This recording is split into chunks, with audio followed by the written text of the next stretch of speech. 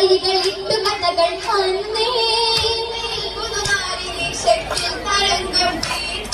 തീർത്തിടേഹത്തും തെളിഞ്ഞിത കപടരും പൊളിഞ്ഞേ ചേർന്നേ അധികത കുറുകി കളത്തിപ്പതി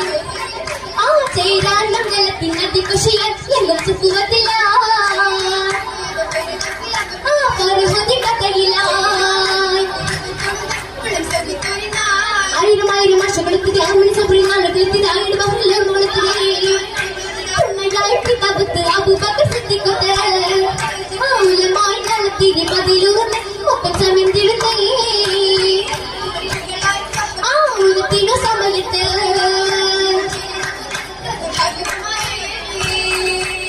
ഹബീബായ സയ്യിദുമായി പൂമണി